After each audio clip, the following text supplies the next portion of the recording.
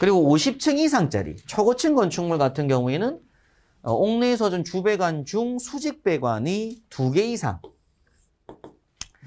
그래서 이 고층 건축물 화재 안전 기준을 이제 일반 저층 건축물에 언제 적용할지가 저도 문제긴 한데 앞으로 이제 순차적으로 연착륙을 시킬 것 같긴 한데요.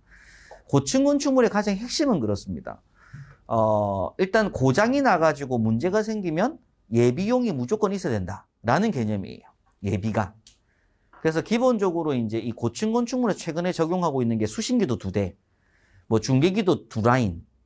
그러니까 한 라인이 고장나면 다른 라인으로 공급되고, 이중배선.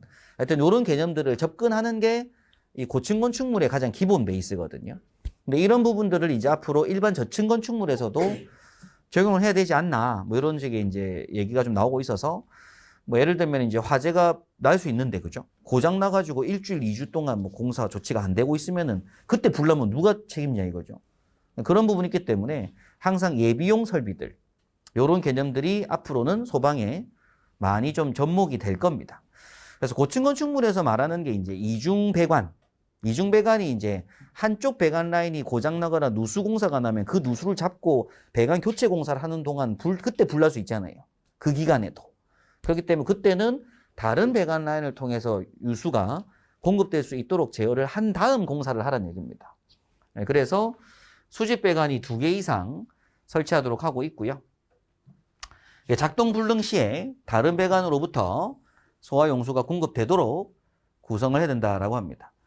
실제 펌프는 한 대인데요. 예비 펌프도 있긴 하지만 요게 나가는 배관을 분기를 시켜요. 2개 배관 분기를 시켜서 요 2개 배관에 시작되는 부분 중에 한쪽은 잠궈 놓습니다. 한쪽만 열어놓고. 그럼 요 한쪽 라인을 쓰는 거죠. 그런데 이제 여기서 뭔가 문제가 생기면 요 라인 쪽을 뭐 해놓고 잠궈 놓고 반대쪽 라인 풀어가지고 대비를 하고 있겠다. 다시 공사가 다 완료되고 나면 뭐 요걸 열어놓고 잠궈 놓고 한다든지 이런 식으로 구성하겠다라는 개념입니다. 그 비상전원 용량은 40분.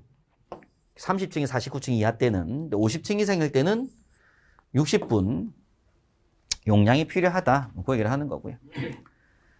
자, 이어서 스프링클러 설비 설치 기준인데, 스프링클러에서 수원 역시, 기준 개수는 30개를 기준하겠죠. 일단 10개, 20개, 30개 중에서 기준 개수는 30개를 보셔야 됩니다. 11층 이상 건축물이기 때문에. 근데 아파트, 전용의 아파트만 했다고 하면 10개를 했을 거예요. 근데 보통 고층 건축물 지을 때 아파트만 하진 않다 보니까, 일단 복합 건축물로서 일단 30개 적용을 할 건데, 기준 개수는 30개. 자, 그런데 곱하기 수원의 양이, 일반 스프링클러는 1.6톤이잖아요. 80리터 범위 곱하기 20분.